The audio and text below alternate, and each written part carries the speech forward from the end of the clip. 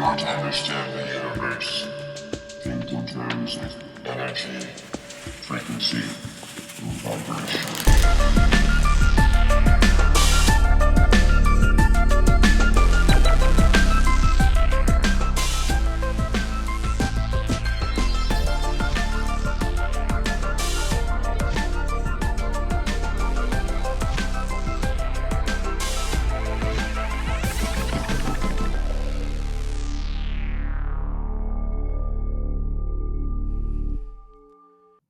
Okay, hey, welcome, Brian.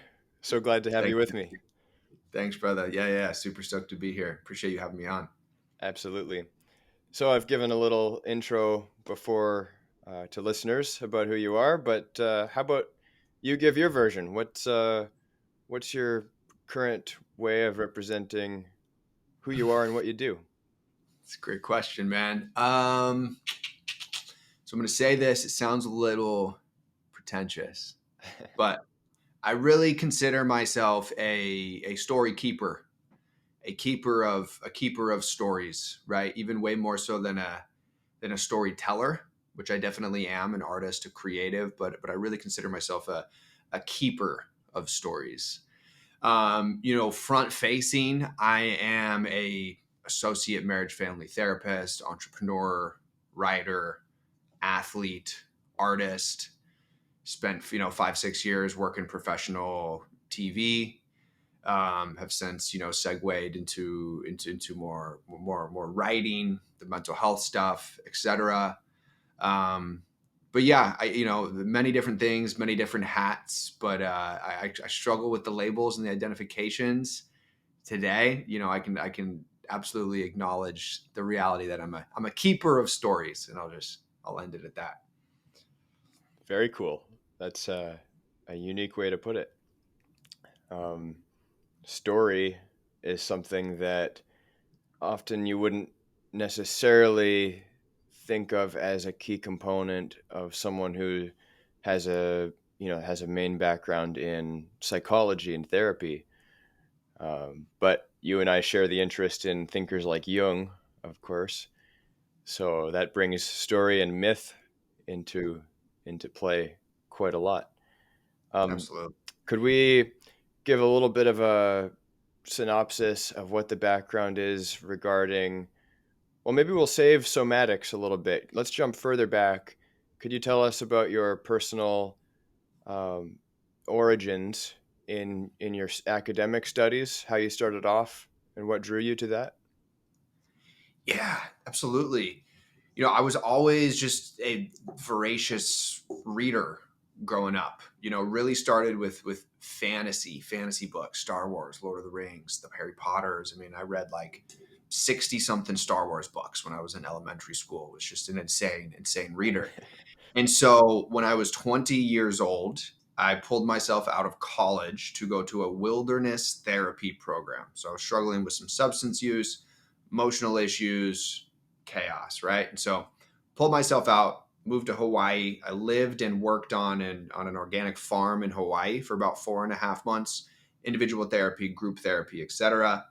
But it was while I was there that my new escape was the library at this farm, right? And so I just literally disappeared into this library, and it was stacked full of Jung and Campbell and some books by James Hillman, and just some incredible thinkers, some incredible mystic, psychologically minded thinkers, and something alive, something enlivened through me, something came through me as I was reading those books. So much so that the program that I was at, they had to put limits around how much time I could spend in the library because they thought it was another form of escape, right? And so, um, yeah, that's what catapulted me into the world for sure. Wow, that's I know that Star Wars and of course um, Lucas, yeah. George Lucas was deeply influenced by Joseph Campbell. So it's cool that you were so familiarized with those stories and then kind of dove into the psychological underpinnings of them. It's Yeah, I do think, and that's kind of when I started out by saying that I was a keeper of stories or a storyteller. Like there is something innate within my psyche. I think it's within all psyches. Maybe I'm a little bit more sensitive to it. It's just I just have a radar for archetypal image, archetypal story, just real uh, nexus points of the human experience. And so whether it's I'm working with a client or I'm reading a book or whatever, there is an intuitive knowing that comes through from this primordial place, right? And so I think that is a big part of what was driving me to fantasy books and to story as a little kid, is that same exact thing that got activated then when I first read Hero with 1,000 Faces when I was within my program. Yeah. So for people who are less familiar with such topics, why is it, how would I ask this? Why would it be that the language of myth and story is so relevant in sort of diagnosing the malaise of the modern soul, or of different forms of neurosis that can overtake people? Well, the first, it's kind of a two-parter in that question there, and you may have to pull me back a little bit. But the first thing that comes through me is just this reality that story, and specifically myth, is emblematic of our soul's experience, of the technology of our soul, the technology of our psyche, right? Our psyche is a living organism that has seasons to it, that operates autonomously beyond and outside our conscious ego recognition. And so there is a rhythm. And so the stories and the myths, they point to that rhythm. And they specifically point to the process of psychological death and rebirth, right? Which sits on this sort of this axis, this relationship between ecstasy and agony, right? Very Dionysian in many ways. And we see that all throughout myth. And so these parallels, these greater psychological symbols, or I don't even like to say psychological, these greater, I don't know, primordial symbols that exist within story arc, they point to specific nexus points within the soul's development, within our spiritual development, within the seasons of the psyche, within that process of death and rebirth, right? And so if you look at something like the hero's journey, right, each one of these sort of 12 steps of the journey, you can extract different psychological or metaphysical themes, right? The first one, the hero receives this call to adventure, right? He refuses the call. We don't have to look too far to really become face to face with our relationship to control, to surrender, to self-will, with the ego's need to try and wrestle satisfaction out of this world, right? And so that first step of entering the forest at the darkest part of the forest, right, or entering the whatever it is, right? We could go so many different directions. It is these fundamental truths about the psyche, these fundamental truths about what makes somebody's consciousness and robust, what leads to a robust, vital inner life, right? Lots of conversations about how we can create a vital outer life, especially in our Western individualistic world. But I'm way more interested in the robust inner world. I think it's way more real than anything else. Yeah, this is what lasts, that we can take with us wherever we go, the inner transformations that take place. It makes me think a little bit of the trip I went on this past winter after several years of wanting to escape from Canadian winter, because often through the winter I'd get especially depressed, and I'd find myself especially prone to kind of numbing out. And, I used to smoke a lot of weed for about 10 years. And finally, I got myself on this trip, and I spent 3 months exploring the Mojave and Sonoran deserts and having an amazing experience. And there's a lot I could draw from that, but even the idea of the journey through the desert has a lot of sort of mythic resonance. Mm-hmm. And I found things within myself on that trip that they're like real treasures. You know, I was there like on a low budget and sometimes not knowing where I'd be sleeping a couple days later. But I found treasures and I found things within myself that make me now feel like a jackpot winner in some sense anywhere I Mm, go. And this winter, I may still want to escape from the cold of Canada a little bit just because I love the sunshine. But I feel like there's less at any given time. There's less that I feel the desire to escape from. mm. So it's yeah, it was more of an inward journey. Although maybe I started out thinking it was all about external circumstances, and Mm-hmm. Mm-hmm. so And perhaps some of those things that you found, you couldn't have found them anywhere else but the wasteland, but the desert, right? yeah, And that's yeah. That's the imagery of the wasteland is so fundamental in so many different myths, right? It's always sort of emblematic of the totality of the consciousness of which we are um, faced with in myth, right? The totality of the land or the kingdom, etc., is always representative of the totality of consciousness. If the kingdom is disarray, if we're in a wasteland, that's indicative of the season of life of which we're starting this story in, right? yeah, yeah. You mentioned James Hillman a little bit, sort of a lesser known Jungian thinker. And I like how he puts it. He talks about the swampland of the soul, and he talks a lot about the idea of the imperiled ego, a term I really kind of appreciate because it's Mm, interesting how even for all this time before thinkers like Jung and Freud, no one really talked about an unconscious mind, right? And the ego is where the light's shining in a way, right? It's what we feel we have control over and direct knowledge of. And so it was sort of hard to comprehend what it means for there to be an unconscious mind.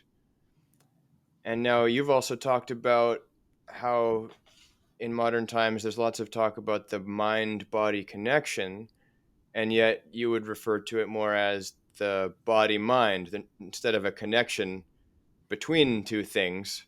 There isn't a between, right? And so there's one thing going on that hmm is this body mind. So where is and what is the unconscious in relation to the ego, and how does one begin to, you know, enter the forest at the darkest place, or how does one begin to embark on exploring this greater whole of the hmm self?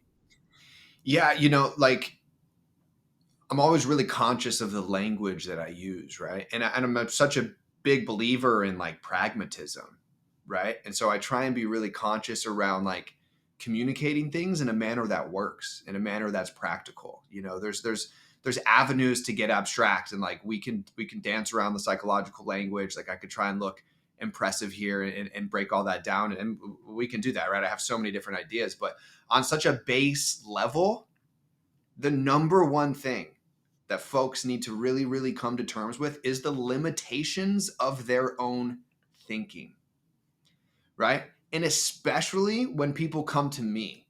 Because if you've come to see me, right, there's something in your life that is not going in the direction that you would prefer, right? You're here for support, you're here for some help. There's some problem that you're struggling with, some area that you're looking to grow, right? And so I often start here on this place of like, we really, really have to find acceptance in the limitations of your own thinking. And what happens is that there's pushback to that, right? Because people are attached to their belief, attached to their way of thinking, attached to the rhythms of their own psyche, right? And that's the first step of the hero's journey, right? There's the refusal of the call right there. And it's very simply, right? Especially if they're coming to me and it's a client sort of therapist dynamic, right? That's like, okay, your thinking got you here. Your best ideas led you to reach out to me, right? So perhaps there are limitations in your thinking. Perhaps it's not bad or wrong or off. It's just simply limited. And so everything that exists beyond the scope of your own isolated thinking is something bigger that we can lean on, right? And so I know I didn't fully answer your question about the unconscious, but right, I point to that because it's very, very practical way in which people are faced with their own unconsciousness. Because what happens throughout the course of that conversation, when I point to the limitations, there's pushback, and then there's finally a moment of, what, my best ideas, my best thinking did put me here. This is my self-will, right? And my ass is on fire. What is that but unconsciousness, right? And so perhaps there's something else available, right? And so we can talk about how we can tune into that if you would like, but that's just the practicality of that for me. Well, maybe we can make a little bridge here. It might feel like a leap to some, but I think listeners will be able to follow us here. If I recall correctly, was it that your master's thesis was on rites of passage? Correct. Yep. Male initiation, rites of passage ceremonies. So this is a very interesting topic to me, and there's some modern thinkers who talk a fair bit about the lack of male initiations in our culture, or how it's so easily missed out on. And we've had thinkers become quite famous, like Jordan Peterson, who have sort of reestablished some of these conversations around masculinity, or about he sort of repopularized Jung in some ways among a new generation. Mm-hmm. And it doesn't necessarily solve the problem to just intellectualize about it and read a bunch of Jung. So what are these initiations? What is it that's lacking, and how can men have those kinds of experiences?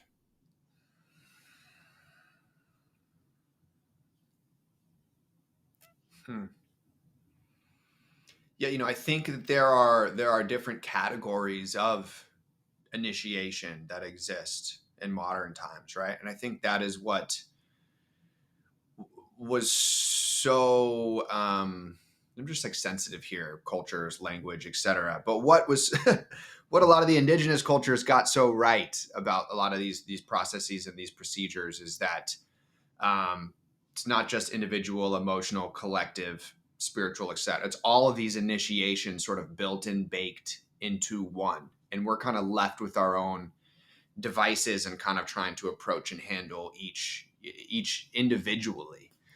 And so I'm maybe going off track a little bit, and you can pull me back on the practicality of the actual rites and the actual ceremonies. But I'm thinking of Icarus right now.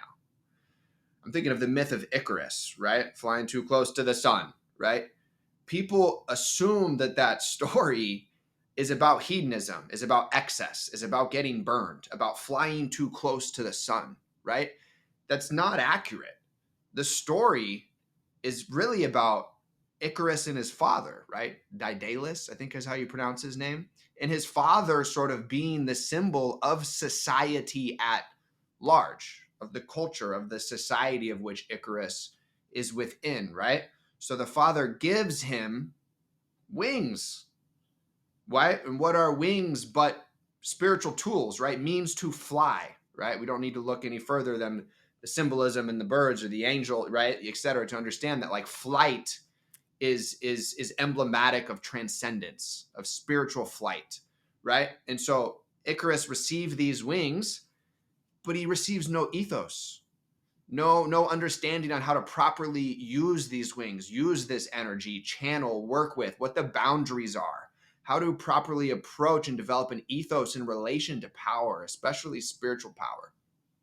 And that's why he gets burned, because the father watches by while he flies too close to the sun. It's a story of failed initiation more than anything else, not a story of hedonism or excess. And so culturally, that's where we're at right now, right? Uninitiated spiritual energy, especially in the masculine, it comes out in addiction, in misogyny, in objectification of women, right? It's is these same sort of archaic energies that don't have ethos, that don't have real ethical understanding or a true proper lineage of discipleship, right? Which, just learning out of love, right? There's no proper lineage. And so as a result of that, we our spiritual energy is just shotgun, just all over the place, right? And that is leading into a lot of confusion and a lot of distortion. You see this in the plant medicine world, you see it in the healing world, you see it in the red pill relationship world, etc. It's distortion. All of these different avenues of like man being a modern man, right? Whether it's like red pill world or something more plant medicine based, the Aubrey Marcus's, whatever it is, they all touch on something real and valid, right? But none of them are connected to the other pieces to balance it out and create this real holistic understanding.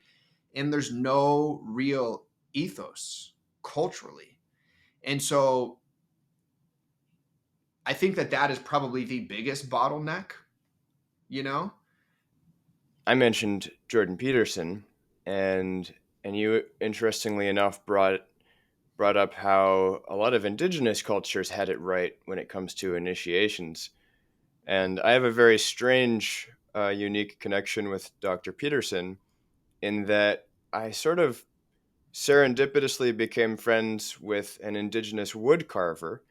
As a woodworker, it sort of made sense, especially I was in a class at the time on indigenous art history.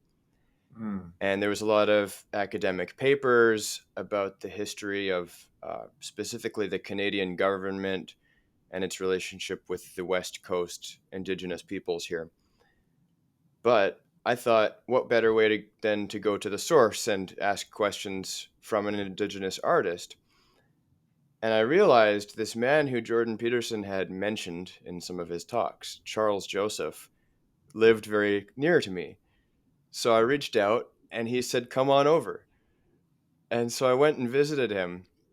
And a lot of these academic papers had to do with the Kwakwakiwak people in particular. And an early anthropologist, Franz Boas, wrote a little bit about their initiation ceremonies for men. They have sort of, it was considered to be like a secret society called the Hamatzah. And they have a lot of traditional carvings and dances related to this Hamatzah society. And there's big bird masks, like 5-foot long raven beak masks, and very interesting carvings. And I wanted to know more about it, although very little is shared externally. So Charles also told me, you got to be careful what you trust when it comes to what the anthropologists have written. And what I have to say is very limited. But what I sort of grasped from what he told me is that the young men in his tribe would be sent out to be alone in the woods, usually for several days, sometimes several weeks. And the elders of the tribe would sort of prepare them with certain story structures and tell them about these supernatural beings that they're going to encounter. Mm-hmm. And specifically, there was a man-eating, like a giant man-eating bird that would possess the initiate while they're out in the woods. And they'd have various experiences. Probably some of the elders would put on masks and go and give the initiate certain experiences. And it would be the first time that he's removed from the protection of his mother for an enduring time. Sometimes I think that the initiate would be convinced his mother has died. And then the first time the tribe sees the man again would be in a ceremony house. He would return during a potlatch ceremony, dressed in this wild regalia and slamming his beak open and closed and scooping with this dance and gestures, scooping the people into his mouth like he's going to eat the people. Mm-hmm. And then some of the tribe members sort of tame him through these ritualistic dances and eventually start removing the regalia that he's wearing and putting some other garments on him. And it's this reintegration with the group.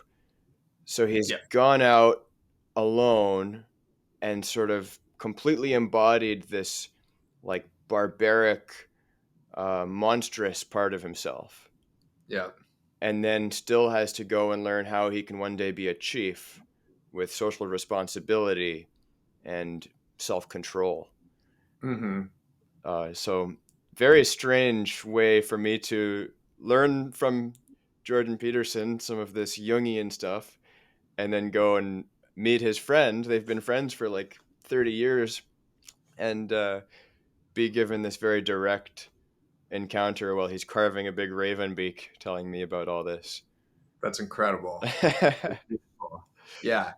And there's so many, right, in that, just in that that recount that you just gave me, right? There's so much symbolism there. There's so many different avenues and pieces that we could go down, right? But even just one of those fundamental things of just be having this experience that is like irrational in nature, right? Having this sort of formless experience with his beast, with their beastly self, right? With their more animal, more primitive, more archaic, more shadowy, whatever. Like I think of the Eleusinian mysteries, right? So from this like true, like irrational, formless experience, it's all centered around creating form out of it, right? So there's this paradox that is taking place, right? It's of that experience that is then what prepares you for the literal, the practical, the responsibility, the chiefdom,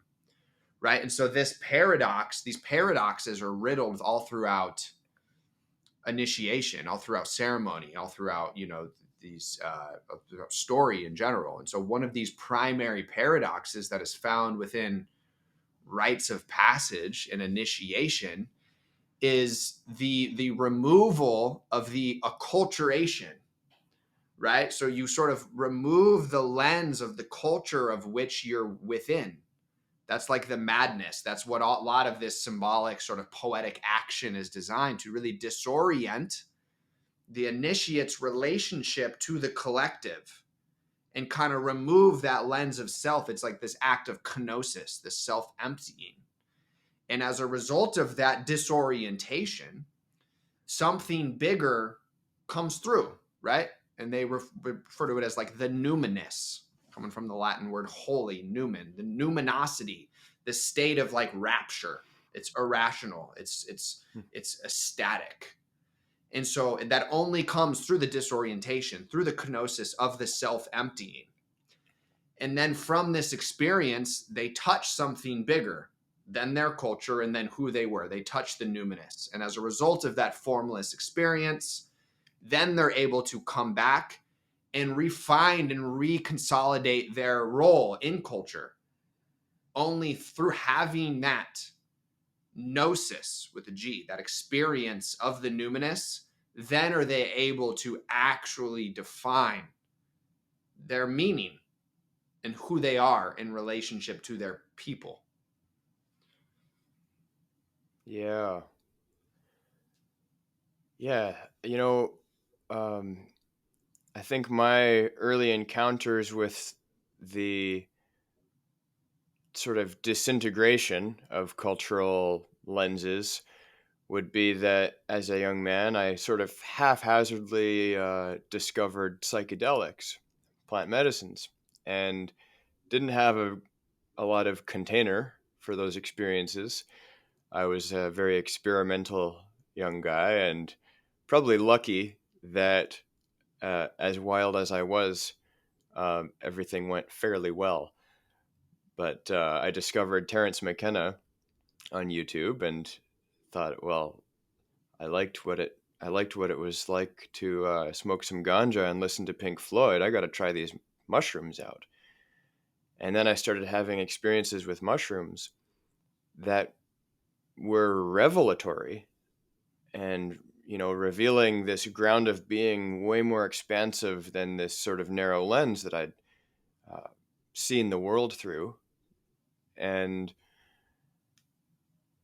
Terence was also my intro to Jung, so I guess that was kind of lucky too. I had some container for people to be talking about the nature of the psyche as having these forms and these story arcs, so that when I went and had these wild, visionary experiences, it did make some sense that there was some way to integrate the outer experience and the social landscape with this numinous internal revelation. Mm-hmm. But since then, about 15 years ago, plant medicines have become a much more integrated part of our cultural dialogue. It's been a sort of new wave of these things being talked about and scientifically researched. And yet, I feel like it still poses this sort of problem where most of the use of such things have always been in a cultural container. So Mm-hmm. if people go down to the Amazon and drink ayahuasca, generally there's a very ceremonial integration of that. Um, so I wonder if our culture is ready. What do we do to integrate these things that, on the one hand, people might say, you know what, we need healing more than ever. There's so much psychological unrest in the modern world, and so maybe we need powerful medicines. Um, so I wonder if you have any thoughts on maybe how that numinous landscape can be balanced out with uh, integration or something to give it some structure. Yeah, definitely necessary. I think the lack of cultural emphasis or support available around post transcendent experiences is a massive, massive issue. Primarily, and we can get into that a little bit more. But one of the things that I think of is, I believe undoubtedly that these compounds, these medicines, especially ones that are organic, they have a life of their own. They're autonomous, they're sovereign, they're their own entity in ways, right? And so these compounds, these spirits, they've revealed themselves, they've inserted themselves into culture through the religion of their time, right? Through the religion, yeah, through the religion of their time, through the spirituality of that time. And so for us here, right, what is the religion of our time? It's science. It's science. And so it makes sense that that is how they are revealing themselves. Again, because that is the altar that we pray on. And now the paradox of that is once again, it's coming through the absolute more pragmatic. It's coming through form. The experience itself is formless, right? And so how do we reconcile that as a culture, right? How do we reconcile the need for like chaplains, psychedelic chaplains, right? Like that is something that I think of, right? Like we need psychedelic chaplains, right? Just psychonauts, people well trained, high ethos, somewhat of a lineage if possible. The importance of a lineage in traditional, discipleship is unbelievably important, right? Um, and so I'm really interested in how we will seek to create that. How will we seek to create, like where is the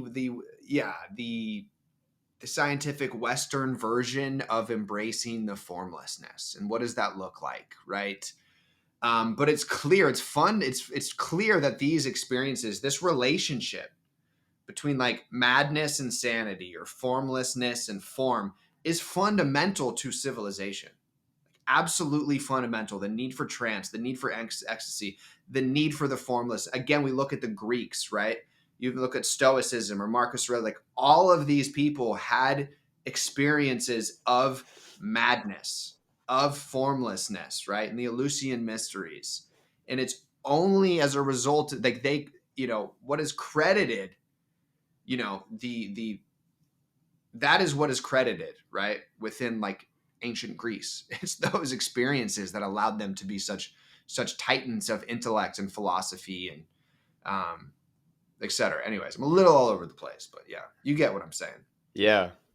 Well, now you're so involved in sort of healing modalities that are maybe sort of new to the table in some ways, at least in terms of modern therapy.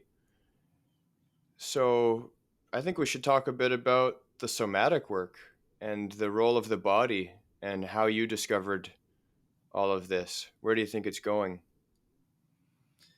Yeah, absolutely. You mentioned body mind earlier, which so I didn't fully sort of riff on that a little bit.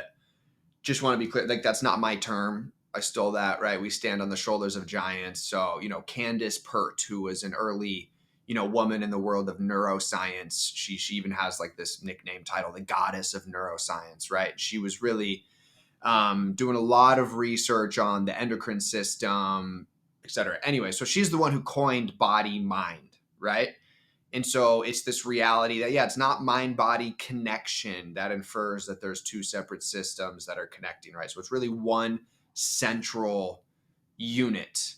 And it's connected right through our autonomic nervous system, right? Through, specifically right here, the back brainstem. There's a reason why, a lot of the yogis, they worshipped the cerebellum, the medulla oblongata, right? Because this is what connects the prefrontal mind with the autonomic nervous system, with the body, etc. So I am a firm believer that the body is our subconscious mind. Like in a literal sense, your body is a living map of the territory of your subconscious mind. Right? Epigenetics is really beginning to show that. A lot of the science is coming around to what the mystics have known forever, right? There's the science reaches the mountaintop, they'll find the mystics there. They're waiting for them. So I had an experience. I had a somatic experience where my body was moving involuntarily. And now when I say that, it's a little wonky because it's almost semi-involuntarily, because I could move or I could stop it at any time. But saying that it's involuntary doesn't do it justice, because there was an intelligence behind it. So this mechanism, this release mechanism, that once it gets turned on in your body, it holds it's autonomous. It holds its own intelligence and its own rhythm. So as it was moving through my body, it was very clear, that this is some type of like other with a capital O, meaning that it's separate from my individual ego. B, it's very alive, and so much so that it seemingly has a mind of its own, right? And in a very conscious way in which these releases sort of takes place, and how it moves through the body. So that initial foray, right, that got really deep into TRE, David Berceli's work, TRE, tremor release exercises, Peter Levine, somatic experiencing. But, I came to this point where I was so sick of looking at the why. The why is like, why do I feel this way? Why is the pain? Why is the story? And instead, I can really approach and handle the what, which is the experience that I'm having, the experience of the nervous system, the experience of the body. And if I can really create intervention within the what, very often the why just doesn't matter as much. People give themselves less permission to figure it out, right? If you can approach and take care of the what, the why very often sort of dissolves. And so that's a big part of the foundational philosophy and how I work with people. Yeah. So you've worked in helping people overcome varieties of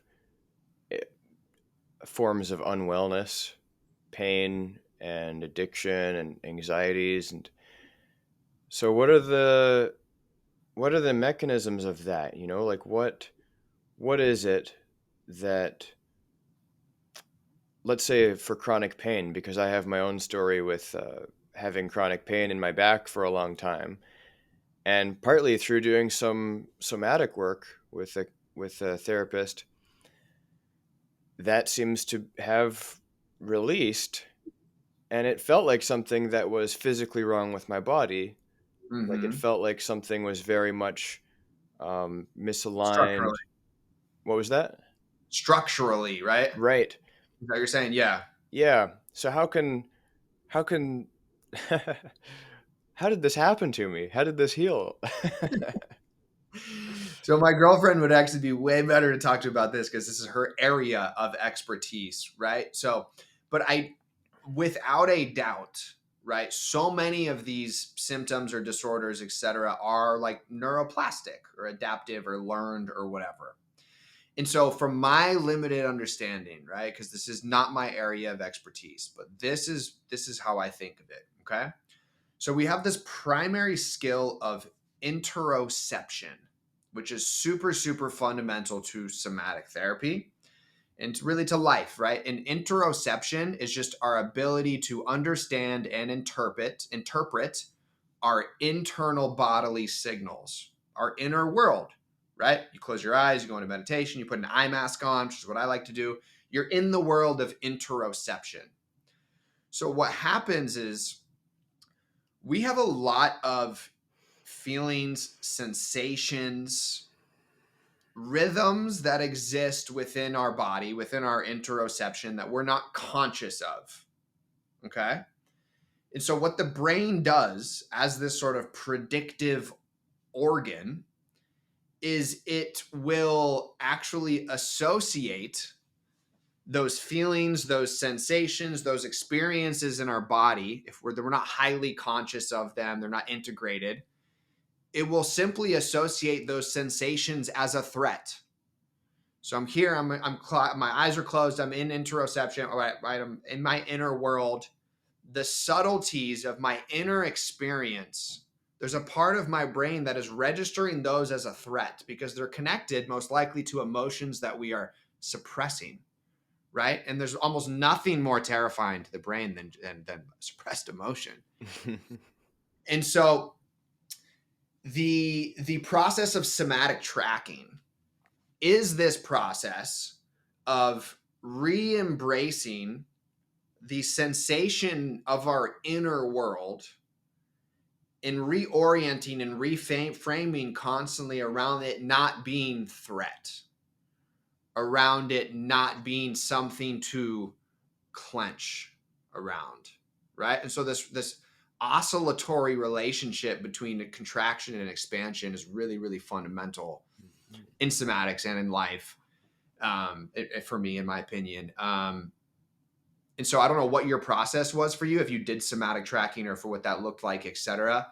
But my guess is that it had something to do with your increased ability, your increased skill of interoception and building new awareness around some of these sensations, these thoughts, these contractions, etc., and no longer identifying them as threat. Yeah, that makes sense. That makes a lot of sense. For me, a lot of realizations were around, forms of anger that were never, they were never appropriate to allow to Mm-hmm. the surface, especially just being a child. You spend too much time being angry, and people find it quite unpleasant, and Mm-hmm. you get there's consequences for that. Um, and so it's a social isolation threat. It's sort of a threat of being ostracized socially. And Mm. so a lot just got tensed up within me. And eventually I had to realize um, I had to experience it. It didn't mean I had to go and take it out on anybody, um, but I had to breathe through it and Yep. allow it to be fully present within me and not deny it. And yeah, I think that was a big part of it for me, but there's layers upon layers. So many layers to it. But yeah, I think anger's anger's a big one, especially for men. Yeah. So what I find interesting though about the world of somatics, and just this, we touched on kind of like healing, right? And how things are evolving. And I kind of throw around this phrase like, new wave healing, which is kind of this synthesis of like a lot of this ancient wisdom with kind of modern tech, right? We're seeing biofeedback, et cetera. But there is like a zone, there's like a healing zone.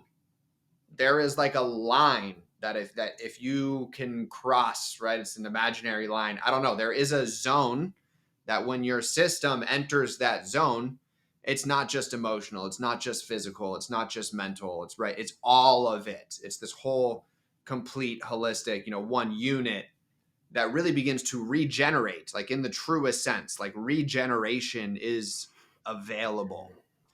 And so that's what I'm most excited about, is the synthesis of these different worlds. I mean, we're seeing it right now with biology and psychology, right? Mitochondrial health and the importance of that within mental health, et cetera. Like, we're really beginning the early phases of breaking down the compartmentalization within medicine, right? And so I say that because that line is it's different for everyone, but there's similarities.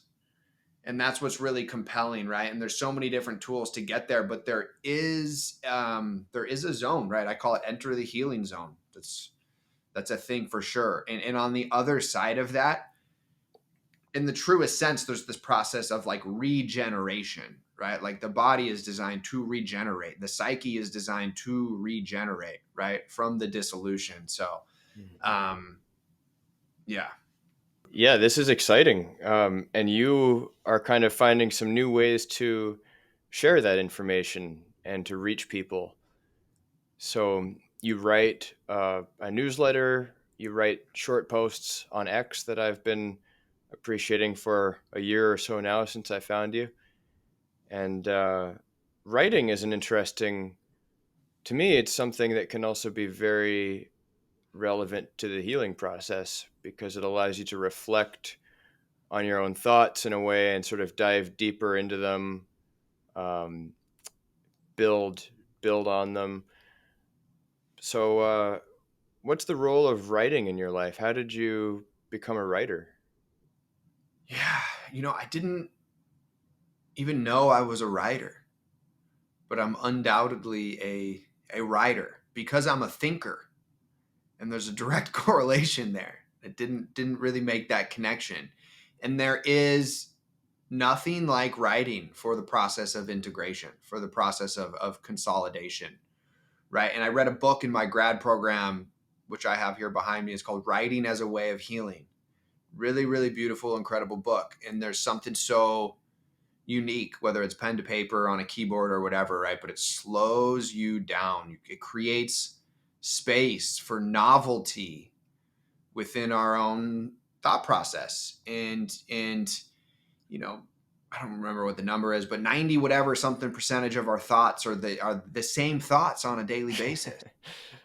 Right? And so having novelty, having a blank space, having an opportunity to cultivate mind, heart, spirit, whatever, in a container that is just yours and just really for you, even though it's not, but it is in many ways.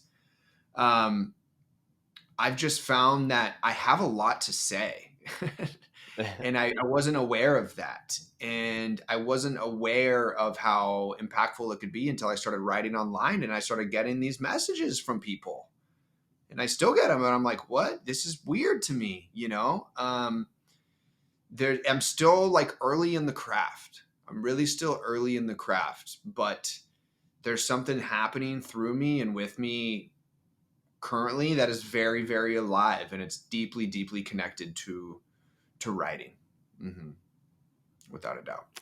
Yeah, well, I've appreciated a lot of what you've written, and it's a strange time to be alive where you can just put some of your thoughts down on paper or on a screen, and suddenly thousands of people are tuning in and taking a look. So that's very cool. Yeah. Not a lot of people writing about, or not a lot of people who are thinking a lot about healing, who suddenly can reach thousands of people on the go like that. So I Mm-hmm. think it's going to go to some interesting places.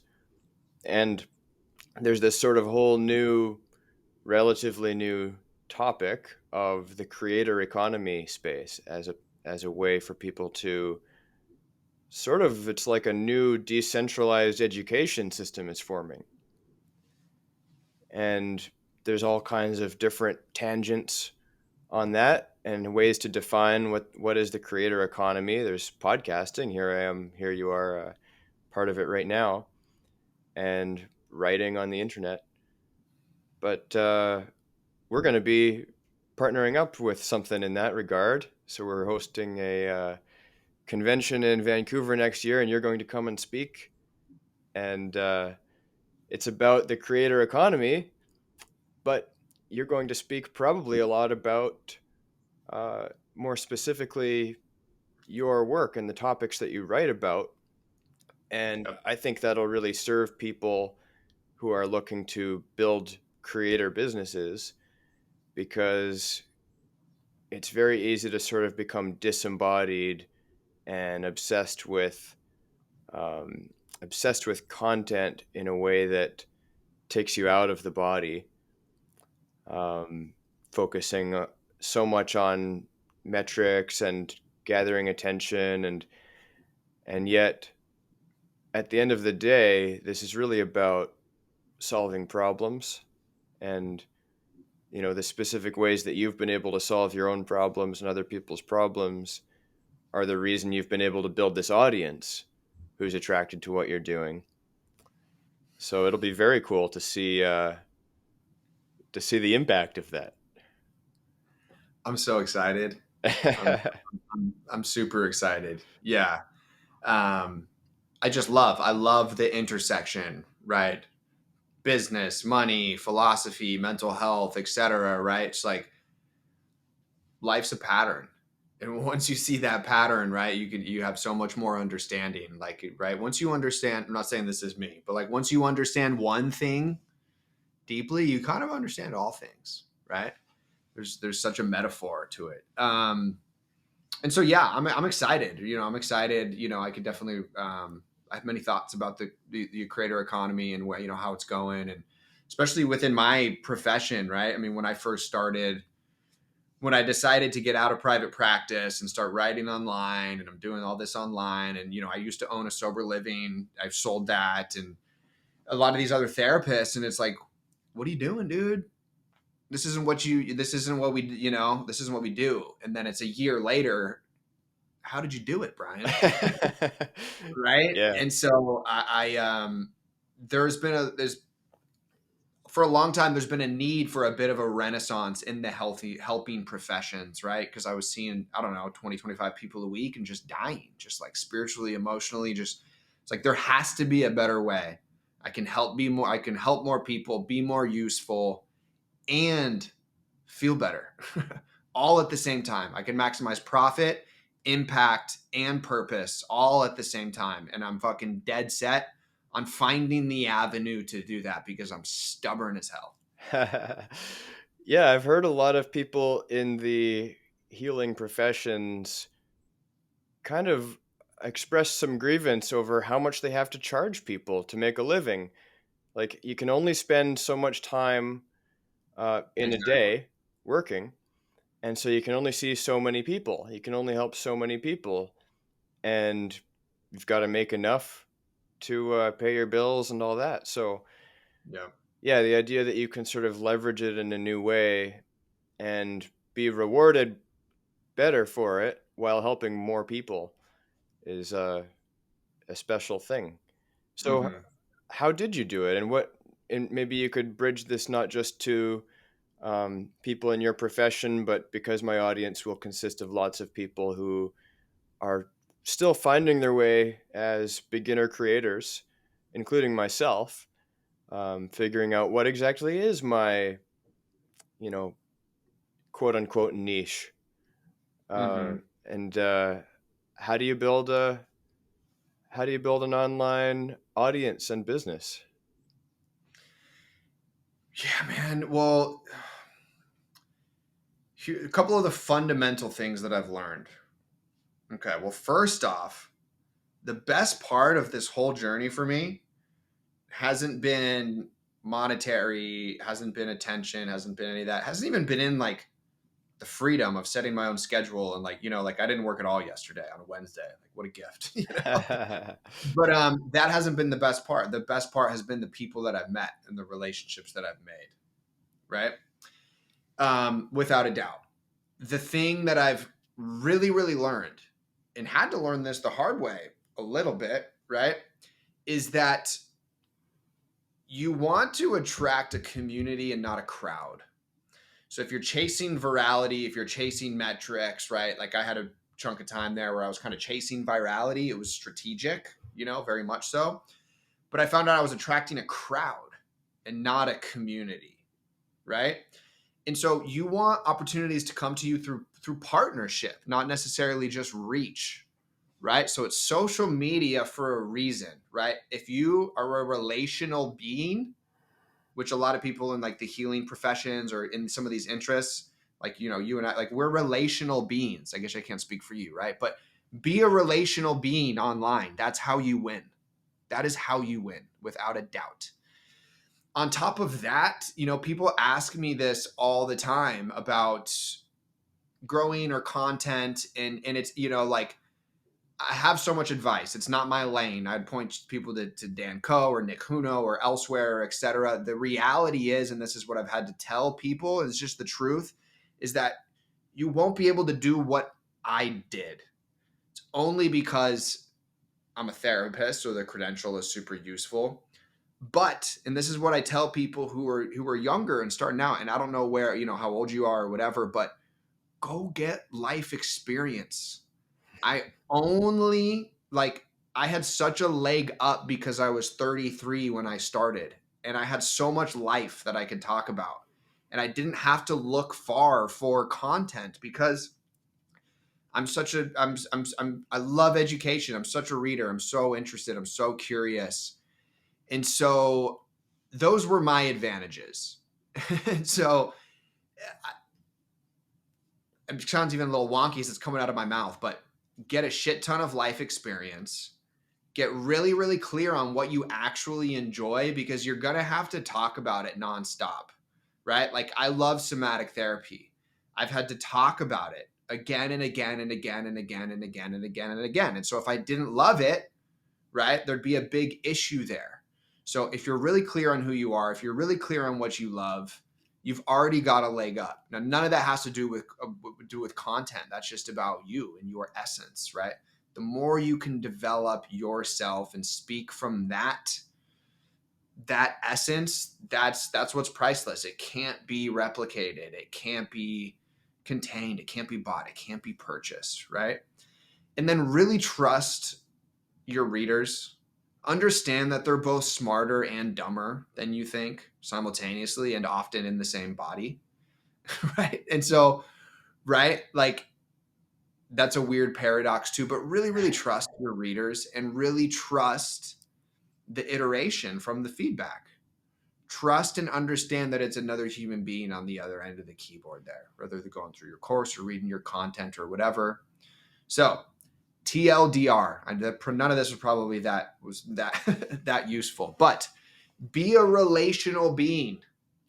That is like what's going to make you stand out above anything. I mean, I took 15, 20 free calls within the first, 3 months of this game. So be a relational being, get life experience, and hang on to your passions, because that's what you're going to be speaking from and about consistently throughout this process. So, Yeah, no, that was a super helpful answer. I think a lot of that ties into what Dan Coe talks about with the idea that you are the niche, which he gets some backlash for, because people say, no, you still have to niche down.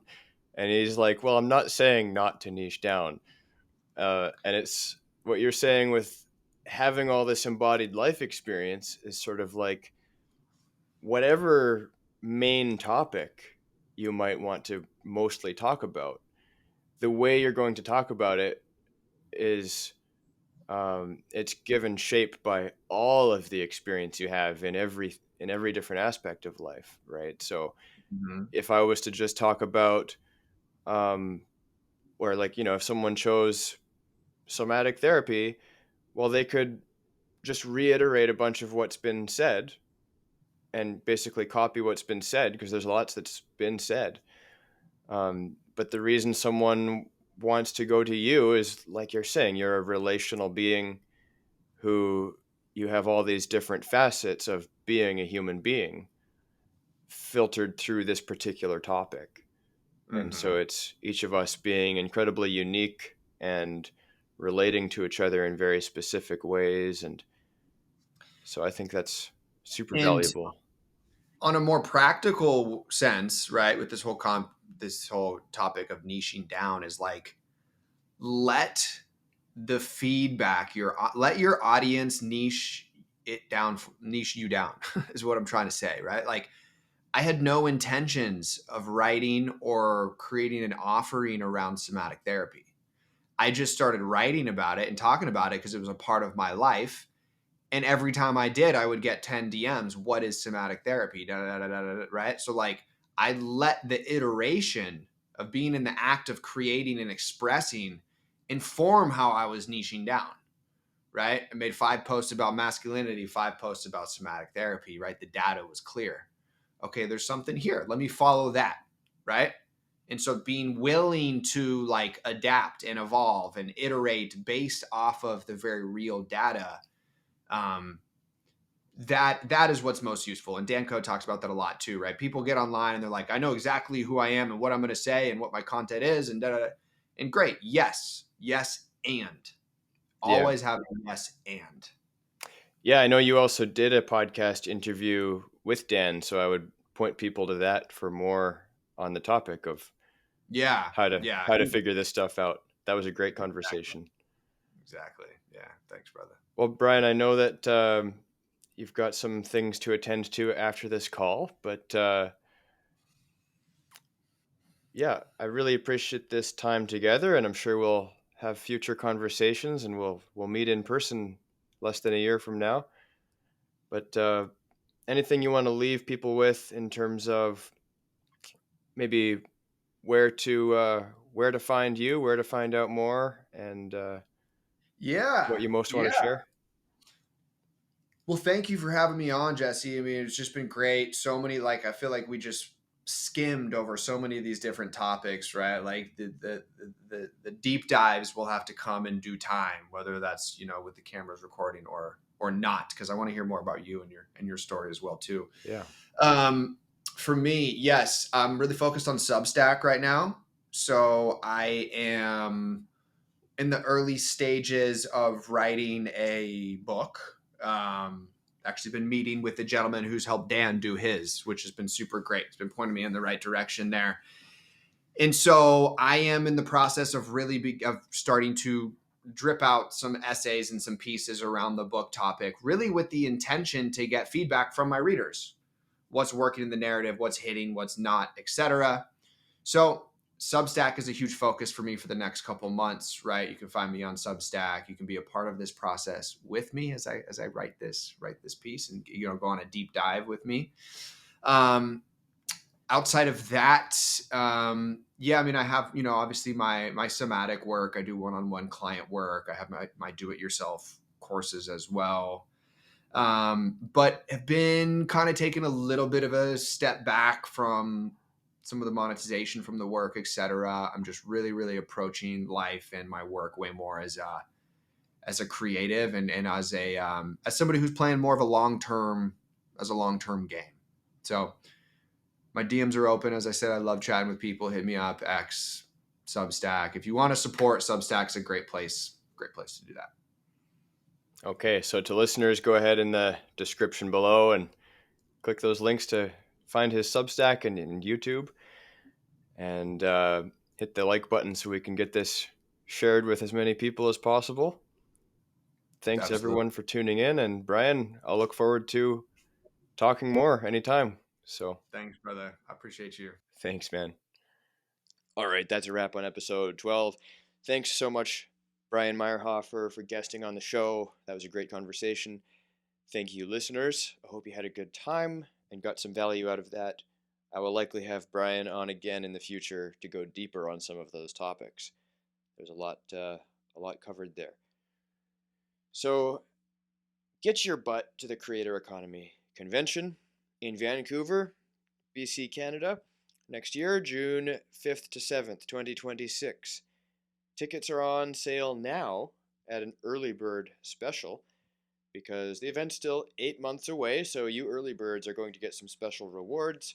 There's a community that you will be welcomed into where people are going to be collaborating on various things, engaging in some virtual events, maybe helping each other find roommates at the hotels.